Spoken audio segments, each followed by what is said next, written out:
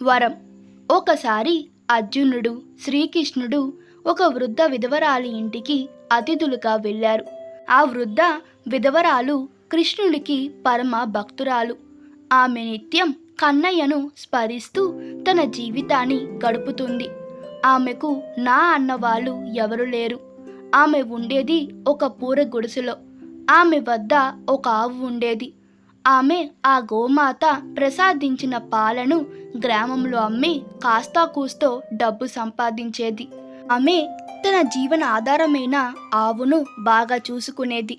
తాను ఎంతగానో అభిమానించే కన్నయ్య తన ఇంటికి రావడం చూసి ఎంతగానో సంతోషపడింది. కన్నయ్యతో పాటు శ్రేష్ఠ ధనుర్ధారి అయిన పార్థుడు కూడా తన వెంట రావడం చూసి తన ఆనందానికి అవధులు లేకుండా పోయింది. అతిథి దేవునితో సమానమంటారు. అలాంటిది ఏకంగా దేవుడే అతిథిగా వచ్చాడు. ఆ ముసలామె తన ఇంటిలో ఉండే ఆహార పదార్థాలను అన్నిటినీ కృష్ణార్జునులకు నివేదించింది. శ్రీకృష్ణుడు ఆమె ఆతిథ్యానికి, అలాగే ఆమె నిష్కలమైన భక్తికి మెచ్చాడు. అలా కొద్దిసేపు ఆమెతో మాట్లాడి గోవిందుడు, పార్థుడు వెళ్ళిపోయారు. బయటికి వచ్చిన పిమ్మట అర్జునుడు మాధవునితో ఇలా అన్నాడు: మాధవ, మీరు ఆమె భక్తికి మెచ్చారు కదా, మరి ఆమెకు ఒక వరాన్ని ఎందుకు ఇవ్వలేదు?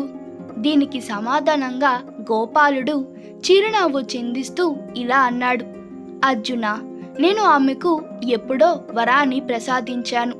ఆమె ఎంతగానో ప్రేమించే తన ఆవుకు రేపే మరణాన్ని ప్రసాదించాను. ఆ గోవు రేపటి సూర్యోదయానికి పూర్వమే తుది శ్వాస విడుస్తుంది. బ్రహ్మాశ్చర్యాలకు లోనైన పార్థుడు తిరిగి కన్నయ్యతో: మాధవ, ఇది వరమా లేక శాపమా? గోవు మరణిస్తే తన కడుపు నిండేదలా? అసలు ఆమె ఆవు సహకారం లేకుంటే ఈ దాత్రిపైన జీవించగలదా? మళ్ళీ కృష్ణయ్య నవ్వుతూ ఇలా సమాధానమిచ్చాడు: కౌంతేయ, నీవు నన్ను అర్థం చేసుకోలేదు. ఆమె ఆవు గురించి ఎక్కువగా ఆలోచిస్తుంది. ఆవును ఎలా పోషించాలి, ఆవుకు మేత ఎలా సేకరించాలి, ఆవు శుచిగా శుభ్రంగా ఉంచడానికి ఎలా నీటితో స్నానం చేయించాలి, ఇలా పలు విధాలుగా ఎక్కువ సమయం ఆ గోవు గురించే ఆలోచిస్తూ నన్ను స్మరించడం మర్చిపోతుంది. అదే ఆ ఆవు కనుక లేకపోతే ఆమె రోజంతా నన్ను సేవిస్తూ స్మరిస్తూ ఉంటుంది కదా. సరైన సమయం వచ్చినప్పుడు నేనే తనని ఈ భూమి నుంచి తీసుకువెళ్ళిపోతాను. నా సేవలో తరించి తన జన్మను ధన్యం చేసుకుంటుంది. మరణాంతరం తాను తప్పక నా లోకానికి చేరుకుంటుంది. వాసుదేవుని మాటలు విన్న పార్థుడు ఎంతగానో సంతోషించాడు. చూశారా, మనకి ఎన్నో కష్టాలు వస్తుంటాయి. ఆ కష్టాలు అనేవి భగవంతుడు పెట్టే పరీక్ష వంటిది.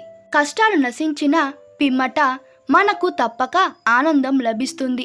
ఎన్ని కష్టాలు వచ్చినా కృష్ణయ్య లీలలోని భాగమేనని సర్దుకుపోవాలి. ఆ తరువాత అంతా ఆ పరమాత్ముడే చూసుకుంటాడు. సర్వం కృష్ణార్పణమస్తు. ఈ కథ మీకు నచ్చినట్లయితే మీ అభిప్రాయాలు కామెంట్ తెలపండి. Please like, share and subscribe to my channel. Thank you.